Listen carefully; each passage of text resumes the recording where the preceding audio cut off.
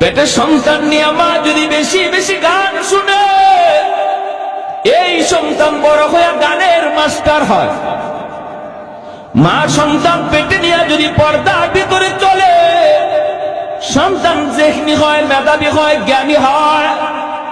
আর মা সন্তান পেটে নিয়ে যদি বেপরদায় ঘুরে, এই সন্তানের ব্রেইন ঢিলা হয়, বোকা হয়, প্রতিবন্ধী হয়। এটা অভিজ্ঞরা অভিজ্ঞতার আলোকে বলেছেন। এজন্য বাইরা মনে রাখবি, যুবক সবার আগে যদি একটা সুন্দর সন্তান চাও, নেককার একটা ছেলে যাও, আগে মা, ভালো একটা মা তোমাকে তালাশ করতে হবে।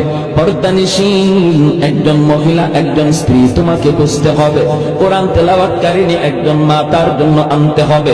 মা যদি ভালো হয়, সন্তান ভালো হয়, দেখবেন মা নামাজে দাঁড়াইলে ছোট্ট শিশুটাও মায়ের সাথে নামাজে দাঁড়ায়। ঠিক কিনা? মা তাসবিহ পড়ে, মা রুকু করে, সিজদা করে, ছোট্ট শিশুটাও রুকু করে সিজদা করে। মা তাসবিহ পড়ে, টুট নড়ে, শিশু বাচ্চাটাও তাসবিহ পড়ে।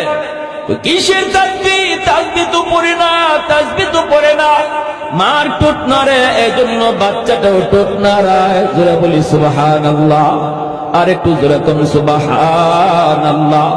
এজন্য ভাইরা মনে রাখবারে, আল্লাহর বান্দা, সন্তানের ব্যাপারে আল্লাহর দরবারে বাপ মার জবাব দিতে হবে সবার আগে।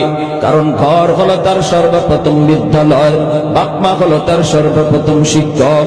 ঘরের মধ্যে সন্তান যা কিছু শিশুবেলা থেকে বড় হওয়ার পর এটার আসর থাকে। ঘরের মধ্যে সন্তান যা কিছু শুনে, এটা তার মরণ পর্যন্ত আসর থাকে।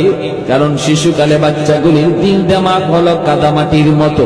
কাদামাটির ভিতরে যা খুশি লেখা যায়, মাটি যদি শক্ত হয়ে যায় লেখা যায় না। সন্তানের চোখ হলো ভিডিও রেকর্ডার, কান হলো তার অডিও রেকর্ডার। চোখ দিয়ে আপনার সন্তান যা কিছু দেখবে ঘরের ভিতরে, সব কিছু চোখের মধ্যে রেকর্ড করে রাখে। কান দিয়ে আপনার শিশু বাচ্চাটা করে যা শুনে, সবকিছু কানের মধ্যে রেকর্ড করে রাখে। যেদিন সে বড় হওয়ার পর সাপ্লাই দেয়, এতদিন পর্যন্ত যা কিছু রেকর্ড করেছে, বড় হওয়ার পরে তাই সাপ্লাই দেয়। এখন যদি আপনার সন্তানের কানের মধ্যে আপনি গান রেকর্ড করান, ঘরের ভিতরে নাটক চলছে, ঘরের ভিতরে সিনেমা চলছে, টেলিভিশনের আওয়াজ চলছে, ছোট্ট বাচ্চাটা বুঝে না, কিন্তু গানের আওয়াজ তার কানে রেকর্ড হয়ে রয়েছে। ছোট্ট বাচ্চা